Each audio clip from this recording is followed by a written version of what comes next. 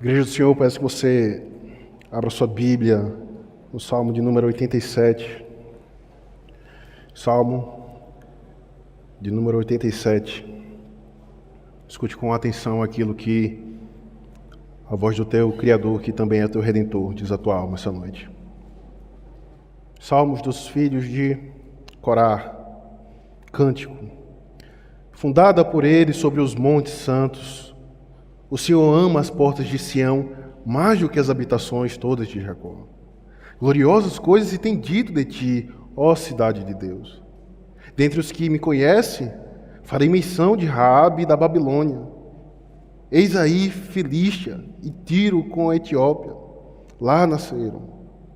E com respeito a Sião se dirá, este e aquele nasceram nela, e o próprio Altíssimo a estabelecerá. O Senhor, ao registrar os povos, dirá, este nasceu lá. Todos os cantores, saltando de júbilo, entoaram, todas as minhas fontes são em ti. Até aqui a palavra do nosso Deus, meus irmãos. Vamos mais uma vez à presença do nosso Deus em oração, rogando a sua bênção sobre esse momento de exposição de sua palavra. Oremos.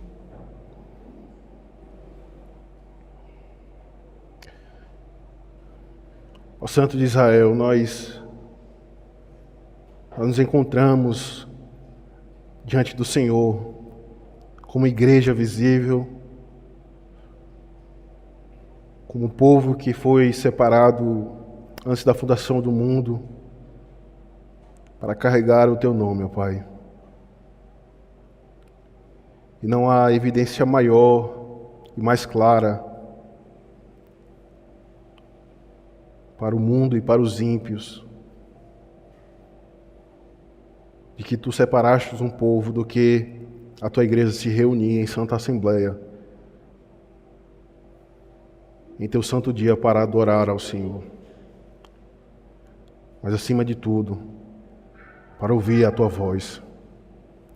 Por isso, ó Deus, ser propício, ser generoso, ser gracioso para com a tua igreja nesta noite. Resplandece o brilho da tua face sobre o teu povo. Desvenda os nossos olhos para que possamos contemplar a beleza da glória do teu Filho, Jesus Cristo, morto, crucificado, mas ressuscitado em favor da tua igreja. Por isso, ó Pai, abençoa-nos com teu Espírito, a fim de compreendermos a tua palavra e assim glorificar ao Senhor. Nos concede fé, ó Pai, porque nós só podemos obedecer à tua lei se for crendo na obra do teu Filho em nosso favor. Qualquer obediência à parte de Cristo é vã, tola e serve para a condenação do homem. Por isso, nesse momento de pregação, quando ela estiver sendo exposta ao Pai, nos concede fé para crermos, ainda que o nosso espírito, ainda que o nosso coração, ainda que a nossa consciência venha a ser ferida por tua palavra, nos concede fé para em uma só voz dizermos amém. Assim diz o Senhor. É isso que nós oramos ao Pai em Cristo. Amém. Amém.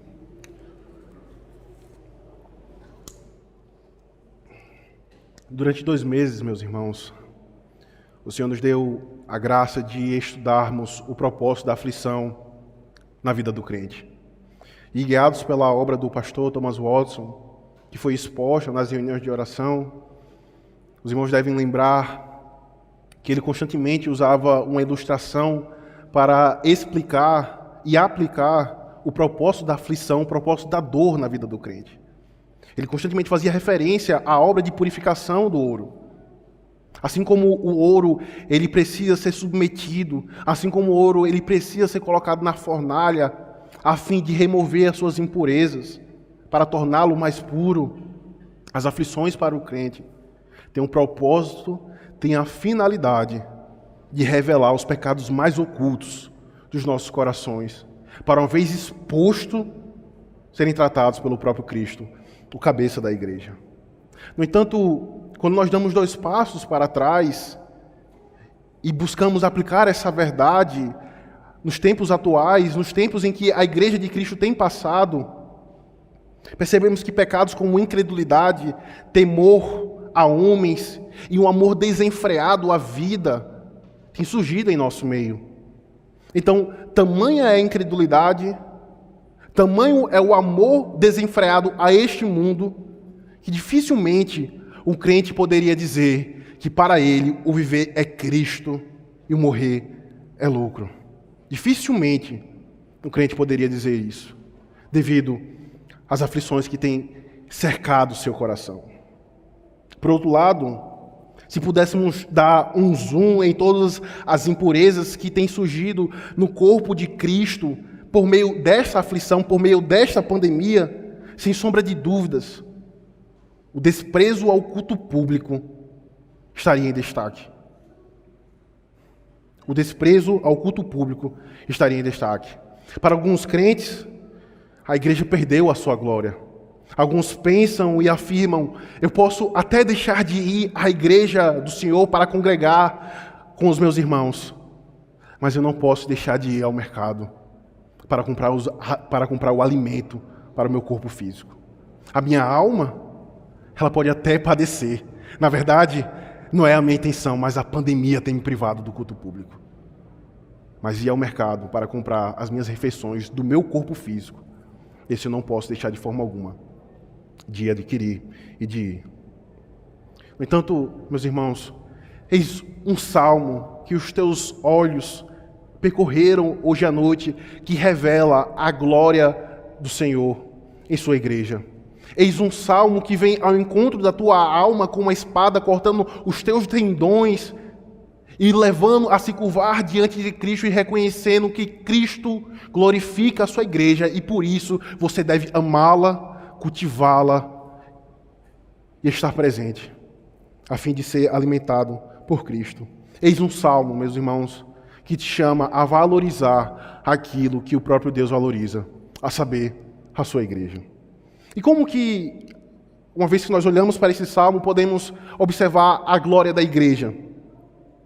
Por que ela é tão gloriosa, como Cristo assim diz, ao ponto do apóstolo Paulo dizer que foi por causa dessa igreja que Cristo morreu e verteu o seu sangue? Como que os teus olhos, ao olharem para este salmo, podem observar e perceber a glória da igreja de Cristo? Em primeiro lugar, a glória da igreja de Cristo, ela é manifestada quando nós percebemos que é o próprio Deus quem a estabelece. Em primeiro lugar, a glória da igreja de Cristo, ela é manifestada, ela é revelada, quando percebemos que é o próprio Deus quem a estabelece. A primeira coisa que aprendemos quando nos voltamos para esse salmo é que ele foi escrito pelos filhos de Corá, ou os filhos da tribo de Levi. Nós não temos informações densas a respeito da sua historicidade, mas algumas fontes apontam e são levadas a crer que este salmo foi escrito, que este salmo foi produzido no período do rei Ezequias, o rei que foi levado para o cativeiro. E a menção da Babilônia aqui neste salmo aponta justamente para o período em que o Império Babilônico estava se tornando uma grande potência mundial naquele contexto, assumindo então o lugar da Síria. Então, quando nós observamos o contexto desse salmo, onde ele estava inserido, podemos chegar à conclusão que este salmo foi escrito em um período em que a igreja de Cristo, em que a igreja do Antigo Testamento estava passando por um período doloroso e escasso, por um período sombrio e doloroso.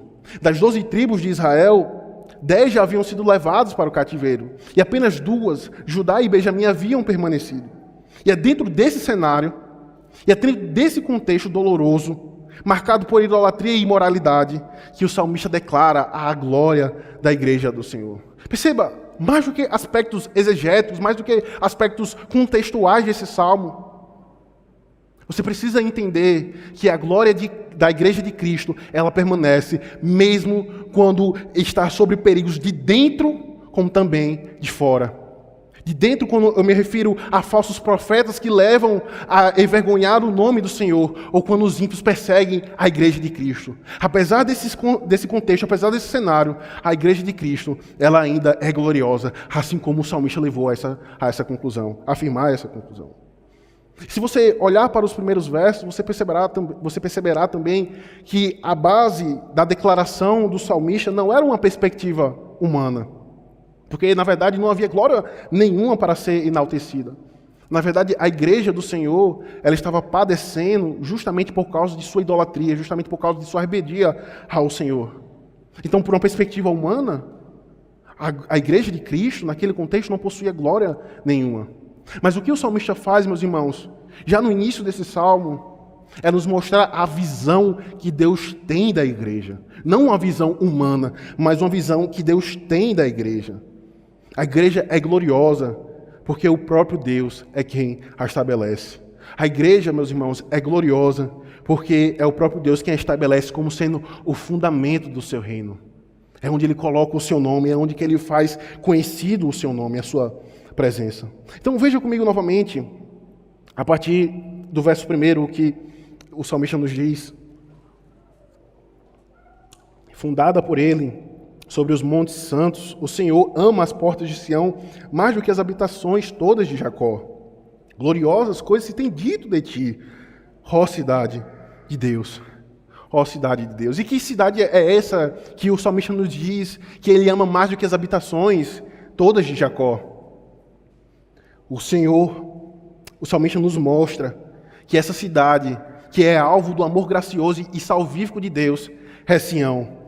O Senhor ama as portas de Sião mais do que as habitações todas de Jacó. Sião é o local que Deus escolheu para ser o fundamento do seu reino. Sião, naquele contexto, e quando nós observamos a estrutura dos salmos, percebemos que Sião era a igreja visível naquela época. Então, de acordo com esta verdade que emana deste salmo, o Senhor nos diz que até os portões dessa cidade é amada mais do que qualquer outra cidade. Não é que Deus ele não fosse soberano sobre as demais cidades. Não é que a sua graça não estivesse sobre o seu povo. Mas o que o salmista quer nos mostrar é que Sião, o local onde Deus, de forma escatológica, lá em Deuteronômio capítulo 12, apontava, Sião seria o local onde Deus haveria de fazer o seu nome presente. E era por isso que essa cidade era amada pelo Senhor. Observem como que a estrutura do salmo ela está sendo montada, meus irmãos. Quando nós notamos os versos 1 e 2, entendemos que a igreja do Senhor é gloriosa, porque Ele coloca o seu favor sobre ela. Porque ela é o fundamento do seu reino. Isso quer dizer que no Antigo Testamento, Sião era o centro da operação divina na terra. Era o centro da operação divina também sobre o seu povo. Percebe?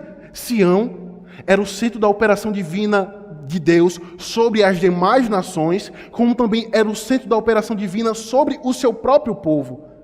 Em Sião, o local da adoração, era onde Deus derramava suas bênçãos pactuais sobre a sua igreja. Era o centro da operação divina sobre o seu povo. E por que nós podemos chegar a essa conclusão? Porque lá foi o local que Deus escolheu para fazer conhecida a sua presença. Porque lá era feito os sacrifícios diários para a remissão dos pecados do seu povo. Porque lá era o local onde o povo se dirigia 3 vezes ao ano para os festivais. Notem, todos os atos de adoração da igreja do Antigo Testamento apontavam e culminavam para o culto no santo monte do Senhor. Toda a vida comum, toda a vida ordinária da igreja do Senhor desembocava e apontava para a adoração no seu santo monte do Senhor. E agora não mais voltado para essa estrutura do Antigo Testamento, mas quando nossos olhos são voltados para o Novo Testamento, percebemos que lá também, neste local, foi o local onde Cristo exerceu o seu ministério. Lá foi o local onde Cristo foi morto, crucificado e ressuscitado. Lá foi o local onde Cristo derramou o seu Espírito, estabelecendo agora a igreja da nova aliança, a igreja do Novo Testamento. Mas lá também foi o local que, após o derramamento do Espírito, a igreja deixou de ser um centro geográfico. E agora, na nova aliança, a igreja visível, ela é espalhada por toda a terra. E ela passou a ser o centro da operação divina do Senhor. Porque o próprio Espírito agora está habitando em sua igreja. No Antigo Testamento, o local de adoração era um local geográfico. Mas agora, uma vez que Cristo ele foi morto e derramou o seu Espírito, e por meio dos apóstolos, a pregação do Evangelho foi espalhando para as demais nações, começando em Jerusalém, em Judeia e em Samaria, até os confins da terra. Agora, o centro da operação divina do Senhor é a sua igreja visível. Então, onde houver uma igreja fiel, em qualquer lugar do mundo espalhado pela face da terra, lá há a operação de Deus sobre o seu povo. Isso nos leva a concluir, meus irmãos, que agora na nova aliança, não mais Sião, mas a igreja visível é o novo centro do agir do Senhor sobre a terra e sobre a sua igreja. De modo que não importa onde esta igreja esteja, ou quantos recursos financeiros ela tenha, quão grande ou pequena ela for, se ela é uma igreja verdadeira, ela possui as marcas de uma igreja que está no reino de Cristo. Porque ela possui o ministério, a palavra, os sacramentos, e agora ela é equipada e habitada pelo próprio Espírito de Cristo. E é por causa disso, é porque o Espírito de Cristo foi derramado sobre a sua igreja e está sobre e dentro dos seus eleitos, é que ela é gloriosa. É porque ela é gloriosa. Vocês percebem, meus irmãos? É por meio da igreja visível, uma vez que ela é equipada e habitada pelo Espírito Santo, que o reino do Senhor será expandido entre as nações. Isso nos leva a pensar sobre o real propósito da igreja de Cristo aqui na terra. Se eu entendo que Sião era o local na antiga aliança, onde Deus ele abençoava o seu povo, como também fazia conhecido o seu nome entre as demais nações. E agora, por Cristo e em Cristo, a igreja são os eleitos do Senhor, a igreja visível, que é espalhada por toda a face da terra. Uma vez que eu entendo esta verdade, isso me leva a pensar e buscar responder o propósito e o real propósito da igreja aqui na terra. O fim principal da igreja não é redimir a cultura, como alguns pensam. Isso pode acontecer uma vez que os crentes uma vez que os eleitos do Senhor são salvos, e eles podem exercer as suas funções e as suas vocações na sociedade, a fim de proclamar o nome do Senhor. Mas o fim principal da igreja não é redimir a cultura. O fim principal da igreja não é promover ação social pela ação social. O fim principal da igreja não é fazer missões por missões. Mas o fim principal da igreja, meus irmãos, é adorar ao Deus pactual, como ele se revela em sua palavra. Esse é o fim principal da igreja. Se perdermos de vista o fim principal pelo qual Deus ele estabelece a sua igreja, não haverá propósito nenhum para essa reunião, para essa santa assembleia. Entendam, meus irmãos, a igreja do Senhor, ela é o que o próprio Deus é. Se a principal característica da igreja do Senhor for como alguns pensam que é ser uma igreja missional, se a principal característica de Deus, como alguns pregam e ensinam, é ser um Deus missional, então a principal tarefa da igreja é fazer missões. Mas se a principal característica de Deus, como ele se revela em sua palavra, em Gênesis, for ser um Deus pactual, como ele se revela, então a principal tarefa da igreja é adorá-lo como ele ordena. É adorá-lo como ele ordena. A verdadeira missão, ela só será feita quando a verdadeira adoração existir entre o povo do Senhor. A missão existe porque a adoração existe. É importante que você entenda isso. Porque senão nós seremos levados por ventos de doutrina que irão nos apartar do verdadeiro evangelho. É importante que você entenda que o que está acontecendo aqui é fundamental para a tua vida. E não apenas mais um momento na tua semana que você separa 1 ou 2 horas para se encontrar com alguns irmãos e adorar ao Senhor, participando de um momento religioso. Mas esse é o principal momento da igreja do Senhor. Esse é o principal momento da tua igreja. Uma vez que você entende esta verdade, que a igreja do Senhor é gloriosa, porque é Deus quem a estabelece, isso nos leva para o nosso segundo ponto. A igreja é gloriosa porque é o próprio Deus quem congrega o seu povo. De novo, em primeiro lugar, nós vimos que a igreja é gloriosa porque é o próprio Deus quem estabelece a sua igreja. Em segundo lugar, a igreja é gloriosa porque é o próprio Deus quem congrega a sua igreja. Isso nós podemos ver de forma muito clara dos versos 4 ao verso 6. Acompanhe comigo novamente a leitura, por favor. A partir do verso 4. Dentre os que me conhecem, farei menção de Raabe e da Babilônia. Eis aí Filístia e Tiro com Etiópia.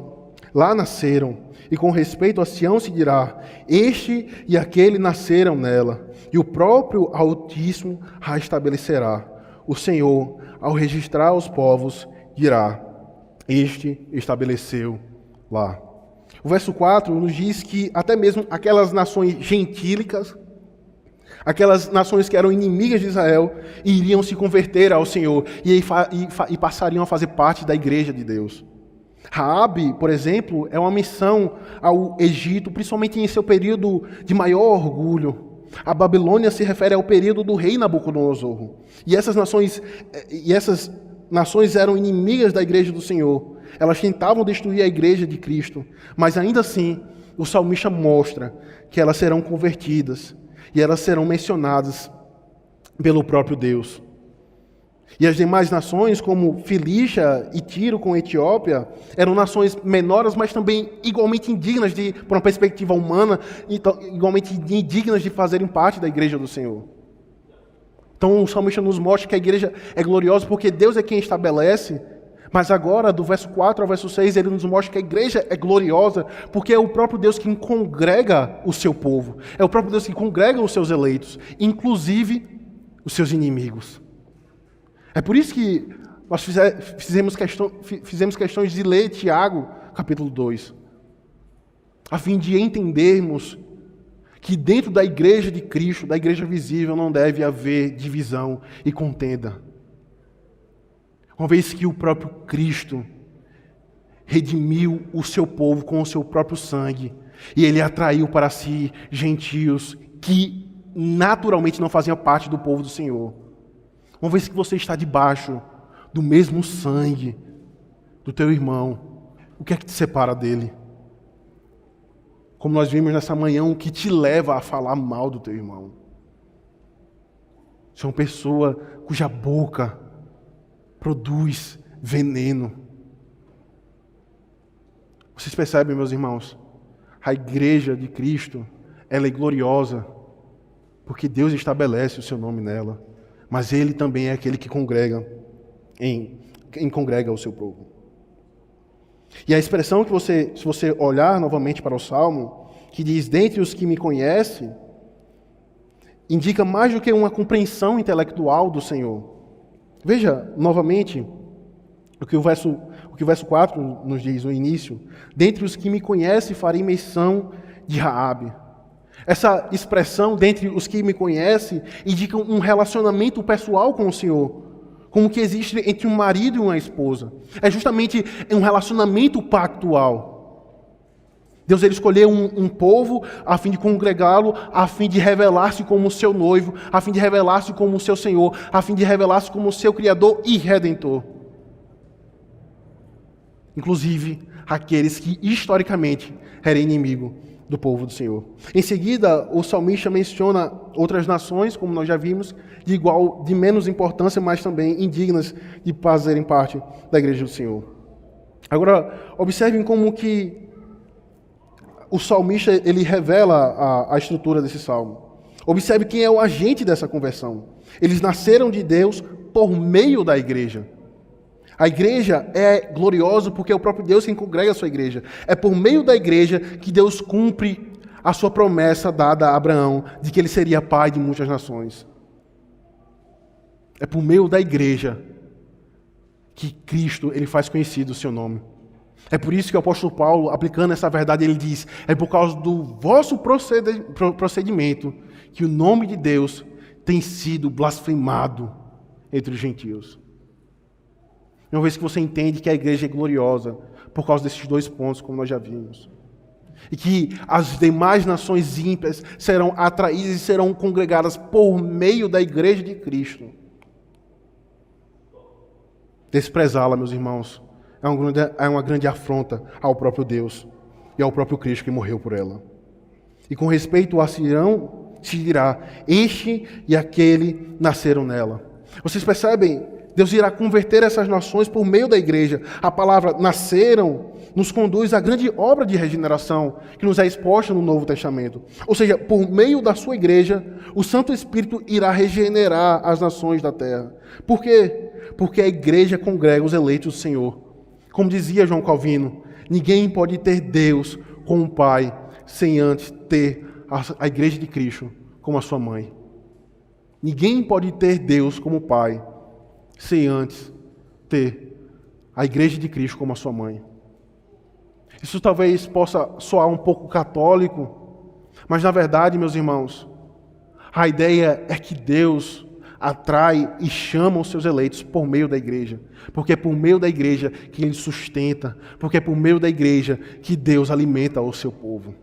Novamente, desprezá-la é uma grande afronta ao Senhor, é uma grande afronta ao próprio Deus.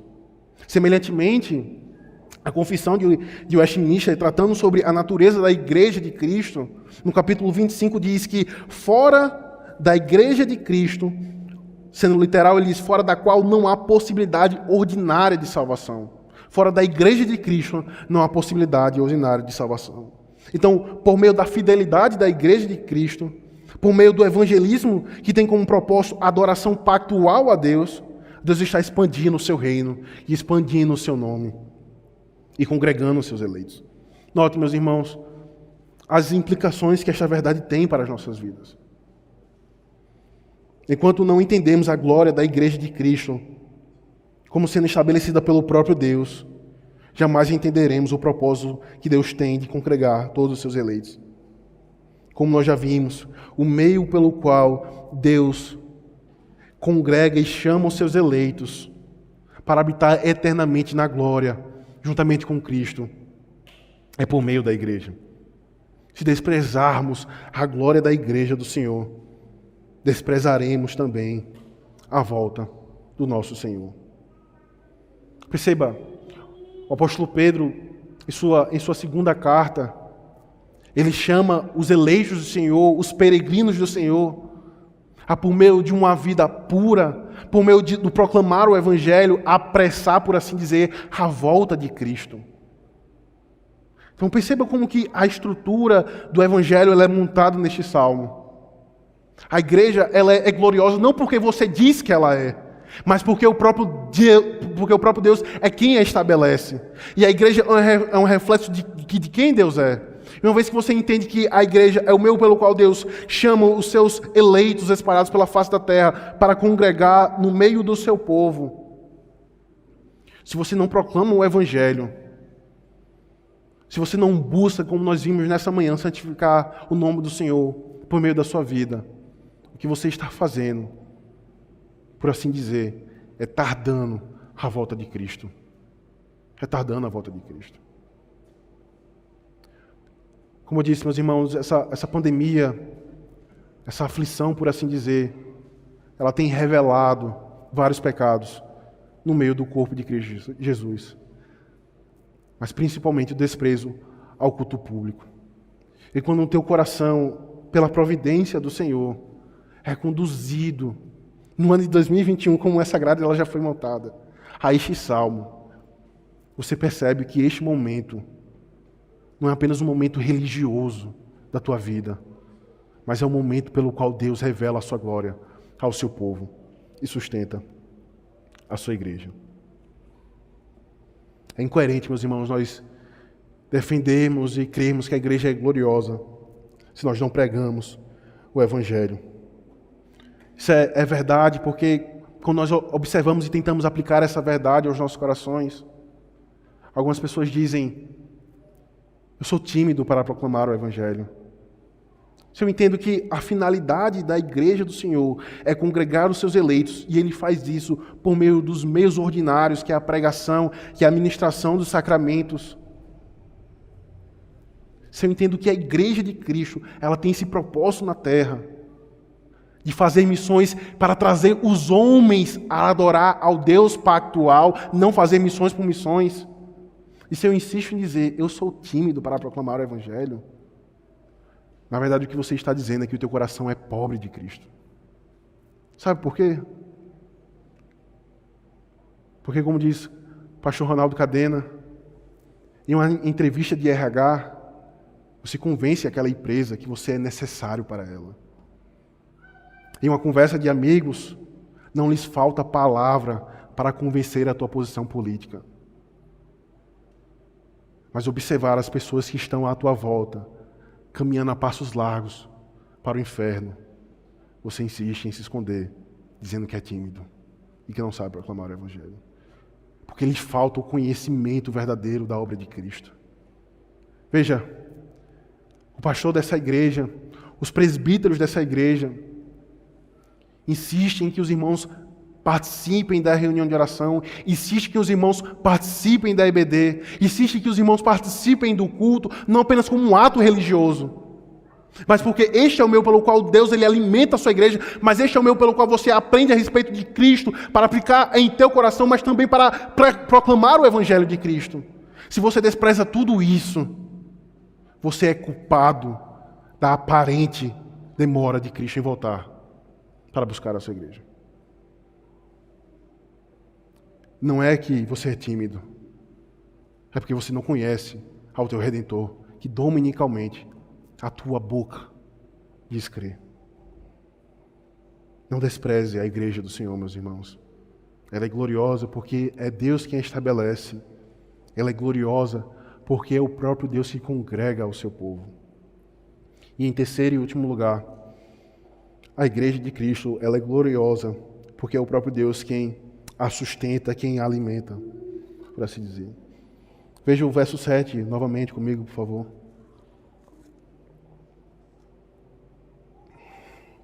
Todos os cantores, saltando de júbilo, entoarão: todas as minhas fontes são em ti. Notem, meus irmãos, como que a glória da igreja de Cristo ela é revelada mais uma vez nesse salmo. Nós já vimos 2 pontos.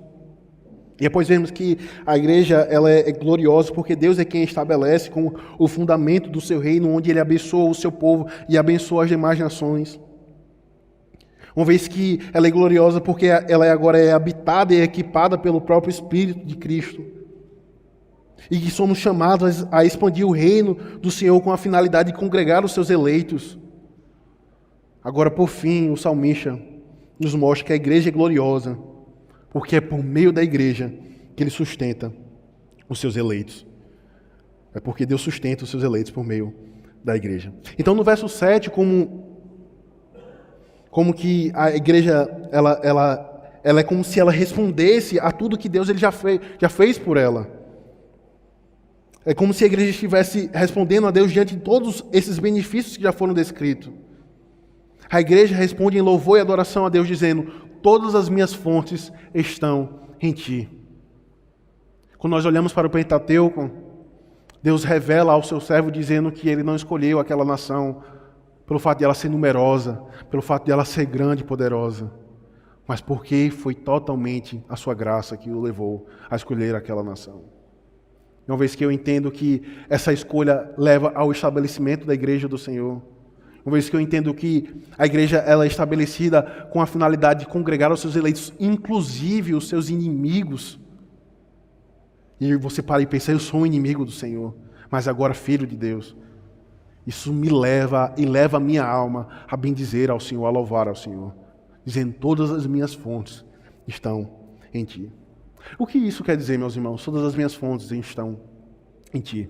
Assim como nós já vimos na exposição do Salmo 126, Deus anima e fortalece o seu povo como as torrentes do Negueb que trazem vida em um deserto quente e seco. Quando a igreja responde em adoração ao Senhor, dizendo que todas as suas fontes estão nele, a ideia é semelhante. É comum em alguns desertos, por exemplo, existir oásis, onde em meio àquele clima seco e árido, há palmeiras, gramas e uma espécie de lago brotando ali. E por que isso acontece? Porque mesmo diante de uma secura, mesmo diante de um clima árido, por meio desse oásis, ali há palmeiras, gramas e uma espécie de lago. É porque ali existe fonte de águas. E mesmo em um cenário sem vida, há vida, porque é uma fonte de águas ali.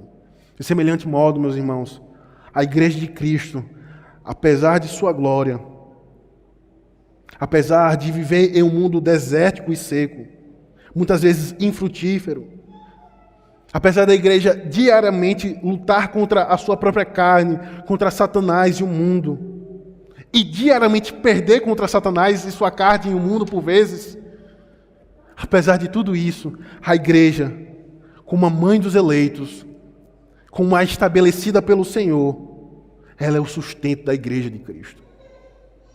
Assim como o oásis traz vida e ânimo em um deserto, a igreja de Cristo traz vida, ânimo e sustento para os eleitos do Senhor em um mundo caído e desértico.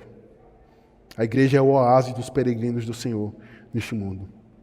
E o principal meio que Deus utiliza a fim de sustentar e alimentar os seus eleitos é por meio do culto público. Deus provê um abrigo por meio da sua igreja. É por meio do culto que os meios de graça que Deus estabeleceu à sua igreja é administrado sobre os seus eleitos. É por isso que eu afirmei no início desse sermão que o fim principal da igreja do Senhor não é fazer missões. Porque fazer missões, por vezes, implica em surgir movimentos para-eclesiásticos. E esses movimentos para-eclesiásticos não possuem os meios de graça que Deus ordenou ordinariamente à sua igreja para abençoar e alimentar os seus eleitos. Esses movimentos para-eclesiásticos, eles não possuem o sacramento e o batismo, que são os meios pelo qual Deus salva e alimenta a sua igreja. Eles podem até possuir a pregação do Evangelho, mas eles não possuem aquilo que a igreja é, e aquilo que Deus dá à sua igreja. É por isso que a igreja do Senhor, uma vez que ela possui o ministério da pregação, os sacramentos, a comunhão dos santos, o cântico dos salmos, este é o meio pelo qual Deus escolheu para sustentar a sua igreja. Ele não apenas morreu por ela, mas este é o meio pelo qual Ele congrega e alimenta os seus. Além disso, Deus dá à sua igreja, como meio de sustentá-la, como meio de alimentá-la, presbíteros que irão guiar o seu povo e protegê-los. E quando necessário, discipliná-los, a fim de que o povo do Senhor permaneça nos caminhos e cresça em piedade à semelhança do seu Redentor. Esses são os benefícios da igreja do Senhor, no sentido em que ela nos alimenta. Porque uma vez que nós entendemos essa realidade, nós nos uniremos aos nossos pais, os puritanos, e diremos: a igreja do Senhor é o céu na terra. Portanto, se você despreza esse momento, certamente você odiará os céus. Você odiará os céus. Porque este é o meio que Deus estabelece a sua igreja, congrega o seu povo e alimenta os seus eleitos. Todos os benefícios, meus irmãos, toda essa glória é manifestada e evidenciada por meio da igreja visível do Senhor Jesus Cristo. Isso, por fim, nos leva a algumas aplicações.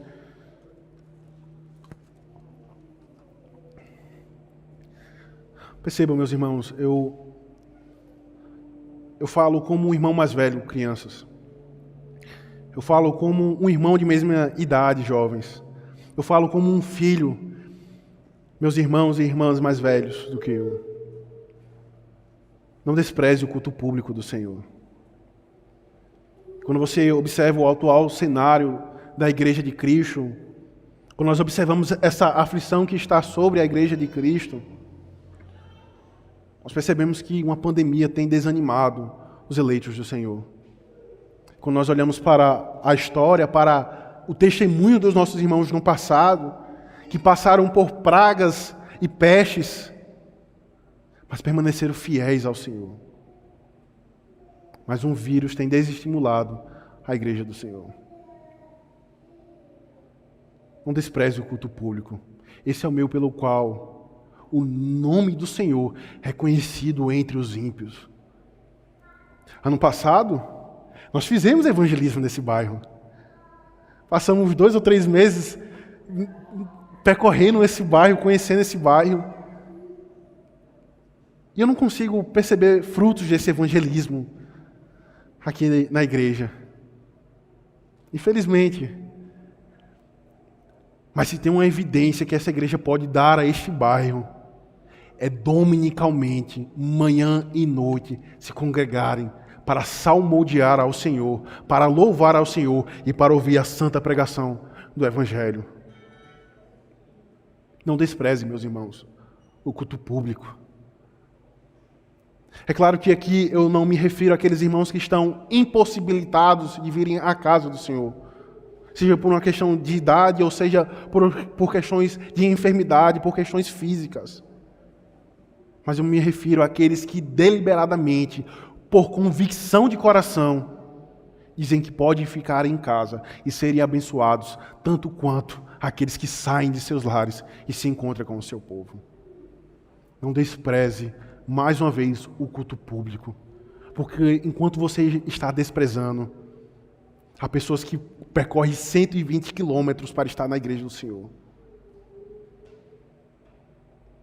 Há pessoas que saem lá do extremo leste, do extremo sul, coisa que você dificilmente faria, para ouvir a proclamação do Evangelho. Não despreze, meus irmãos, o culto público, porque este é o meio pelo qual Deus congrega os seus eleitos, alimenta a sua igreja e faz o seu nome conhecido entre os gentios. Mas eu não posso parar por aqui. Eu seria, como eu insisto em dizer, o pior dos pregadores se eu não conduzisse a tua alma a Cristo. Porque, como disse, este salmo é como uma lei do Senhor, que vem ao encontro dos teus tendões, corta e o deixa prostrado diante de Cristo, a fim de que você possa perceber e ser constrangido. Ou será que desprezais a rica bondade do Senhor que vos conduz ao arrependimento? Você não valorizará, você não conseguirá contemplar a glória da igreja de Cristo, você não terá forças para sair do mais distante que seja dessa igreja, para congregar com os eleitos do Senhor, enquanto os teus olhos não estiverem fitos em Cristo Jesus. Se o que motiva o teu coração a sair de casa não for a morte do teu Redentor em teu favor, você chegará nesse local e se decepcionará com algum comentário ou com alguma falta de cumprimentação a você. Mas se o teu coração queima para adorar aquele que tem sustentado a tua alma e o teu corpo nesta pandemia, eu tenho uma certeza absoluta de que a semelhança dessa noite, a tua alma será alimentada pelo sangue e pelo pão de Cristo Jesus, pelo corpo de Cristo Jesus. Que esse momento, meus irmãos, que nós estaremos prestes a fazer, não seja mais um momento religioso da tua vida, mas seja algo que o levará a refletir sobre a importância da igreja de Cristo. Porque é por meio da igreja de Cristo que esses elementos são administrados à sua igreja. E esse é o meio pelo qual Deus sustenta a tua alma. Que Deus nos abençoe. Amém.